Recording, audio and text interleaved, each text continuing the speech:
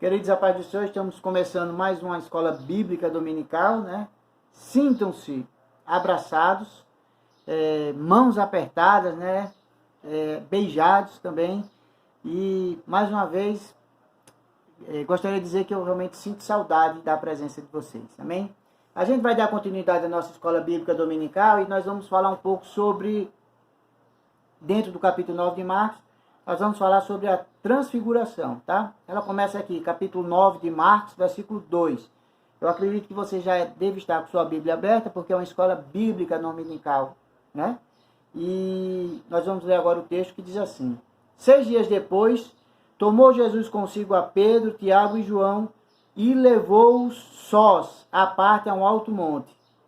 Foi transfigurado diante deles e as suas vestes tornaram-se resplandecentes e sobremodo brancas, como nenhum lavandeiro da terra as poderia alvejar.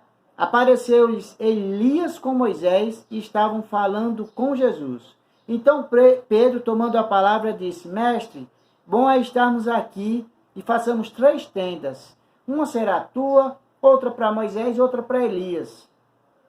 Pois não sabia o que dizer por estarem aterrados.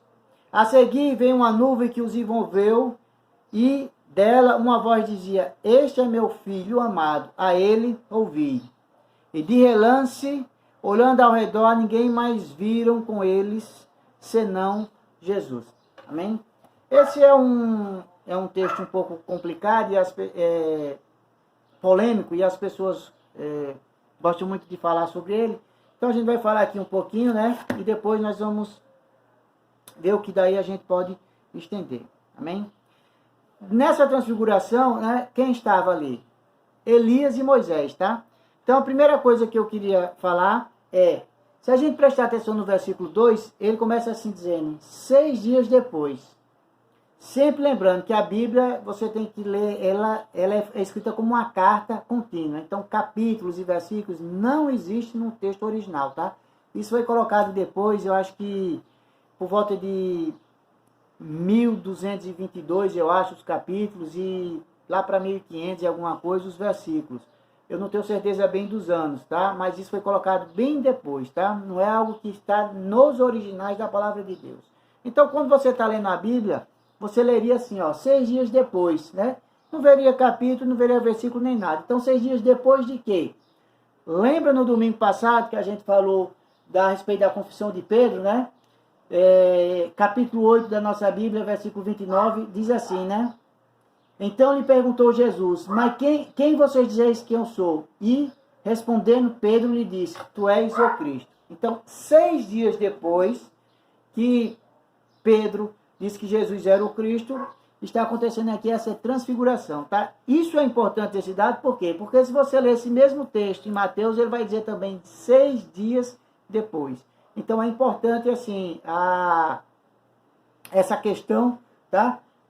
O autor de Marcos, né? O autor do Evangelho de Marcos e o autor de Mateus, ou seja, Marcos e Mateus, quiseram deixar claro que isso aconteceu 6 dias depois que Pedro tinha falado que Jesus, né, era o Cristo, Filho do Deus vivo. Amém?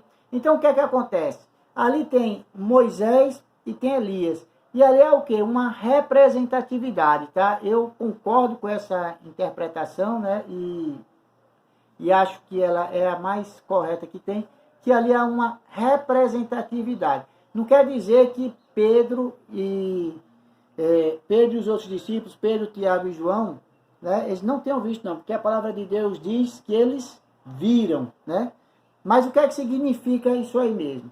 Significa que Moisés, que representa a lei, e Elias, que representa o livro dos profetas, né, está ali atestando que Jesus é o Cristo que viria, tá certo? Lembrando que o Velho Testamento, né, ele tinha a gente conhece ele por 3 grandes divisões, né, que é leis, salmos e profetas, tá? Mas que os judeus da época dividiam em duas grandes seções, leis e profetas, ok? Então o que é que acontece ali? Há todo um simbolismo dizendo que aquele Cristo que estava sendo apontado no Velho Testamento, né, e aí existem mais de 50 profecias exatas a respeito de Jesus, mas significa que aquele Cristo que estava sendo apontado no Velho Testamento, né, olha, o Cristo vai vir, o Cristo vai vir, o Cristo vai vir, ele foi ali ratificado, vou usar essa expressão, né, pelas leis e pelos profetas, ok? Isso é importante e foi uma experiência tão forte na vida de Pedro que ele levou isso com ele. Tanto é que quando a gente vai lá em 2 Pedro, capítulo 1, versículo 16 e 17, né? A partir do versículo 16, o que é que Pedro diz ali? Ele diz assim, ó: porque não vos demos a conhecer o poder e a vinda do nosso Senhor Jesus Cristo, seguindo fábulas engenhosamente inventadas, mas nós mesmos somos testemunhas oculares da sua majestade. Pois ele recebeu da parte de Deus Pai honra e glória, quando pela glória excelsa lhe foi enviada a seguinte voz: este é meu Filho amado, em quem me comprazo. Amém? Embora no Evangelho de Marcos isso não esteja completo assim, mas se a gente for lá no Evangelho de Mateus, no capítulo 17, no versículo 5, né, Mateus fez esse registro, escrevendo ali que a voz veio do céu dizendo assim: este é meu Filho amado, em quem muito me comprazo, tá? Assim como também Mateus fez esse mesmo registro lá no capítulo 3, no finalzinho do capítulo 3 de Mateus, quando Jesus foi batizado. Lembra? Tem a voz do Pai, né? Estava o Filho lá sendo batizado, o Espírito Santo em forma de pomba, né? A Trinidade junta. O Filho sendo batizado, o Espírito Santo em forma de pomba, e Deus falou ali: este é meu Filho amado, em quem me comprazo, tá? Mas não terminou aí não, né? Ele disse uma frase interessante depois, no versículo 7 do capítulo 9 de Marcos, ele diz assim: este é meu Filho amado, a ele ouvi, tá? Esse registro também está em Mateus. E eu me lembrei agora das bodas de Caná, né? Acho que foi o primeiro milagre registrado de Jesus no Evangelho de João, quando falta vinho no casamento, e Maria chega para as pessoas e diz assim: faça tudo o que ele vos disser, né? Então o que é que Deus está dizendo aqui? A ele ouvir a Jesus. Lembrando que Jesus é o verbo, no início era o verbo, e o verbo estava com Deus, e o verbo era Deus. No início era a palavra estava com Deus, né? E a palavra era Deus, tá? Claro que a gente não confunde a Bíblia, nós estamos divinizando a Bíblia. A Bíblia não é Deus, mas o verbo, que é Jesus, é Deus. Ok? Ainda sobre a palavra de Deus, né? Eu queria dizer o seguinte, que a Bíblia, ela é inspirada, tá? Ela é inspirada por Deus. Mas o que é que significa isso? Né? Significa que, em primeiro lugar, Deus usou aquelas pessoas, né, algumas pessoas, para que ela fosse escrita. Mas vamos entender um pouquinho aqui de inspiração, tá? Vamos dar uma pausazinha aqui e vamos falar um pouquinho de inspiração. Quando eu falo em inspiração, eu falo em 3 tipos de inspiração. A primeira inspiração é uma que as pessoas chamam de teoria mecânico-ditacional. O que é que essa teoria diz? Essa teoria acredita que Deus foi ditando a palavra dele, e os autores humanos da Bíblia foram escrevendo. É como se Deus dissesse assim: Eduardo, escreve aí. E ele foi ditando, e a gente foi escrevendo, tá? Mas nós não acreditamos nessa teoria. Por quê? Porque lá em 1 Pedro, capítulo 1, versículo 21, Pedro diz o seguinte, ele diz assim, ó: porque nunca jamais qualquer profecia foi dada por vontade humana, entretanto, homens santos falaram da parte de Deus, movidos pelo Espírito Santo, tá? Então, nós não acreditamos que ela foi ditada, mas vamos entender que mover é o Espírito Santo, tá? Então, primeira teoria é a teoria da mecânico-ditacional. A segunda teoria é a teoria da iluminação, né? Ou da intuição. O que é que essa teoria ela quer afirmar? Ela quer afirmar o seguinte, que a Bíblia não foi escrita inspirada pelo Espírito Santo, tá? Mas que algumas pessoas, elas tiveram, digamos assim, receberam de Deus um nível mais alto de conhecimento. É como se Deus tivesse me dado aqui, eu, Eduardo, um nível mais alto de conhecimento, e por conta disso, eu escrevesse a palavra de Deus, tá? Então, Deus deu mais inteligência para fulano e fulano, ali humanamente escreveu a palavra de Deus, né? Claro, Deus deu um conhecimento mais elevado, mas foi o homem que escreveu a palavra de Deus. E aí isso tiraria, então, a inspiração divina, tá? E o que é que nós acreditamos, então? Nós acreditamos na teoria dinâmico-meditatória. O que é que significa isso? Significa que o Espírito Santo inspirou os autores da Bíblia, mas eles foram usados com o conhecimento que eles tinham e com as características que eles tinham. Se a gente, à medida que a gente vai se familiarizando mais com a Bíblia, a gente pode perceber o seguinte, que os escritos de Paulo, que Paulo mesmo disse que estudou aos pés de Gamaliel, ou seja, como se ele tivesse estudado na melhor faculdade que tinha, nas melhores escolas que tinha, né? Então o escrito de Paulo, ele é um escrito muito mais complexo e mais elevado do que o escrito de Pedro, né? Leia uma carta de Pedro e de João, por exemplo, vê o que é que eles falam, e leia uma de Paulo, né? Leia Romanos, por exemplo, ou então leia Hebreus, que a gente não sabe bem quem foi, a gente não sabe quem foi o autor, mas leia Hebreus e você vê o nível, como é diferente o nível de conhecimento, de escrita e tudo. Então Deus, né,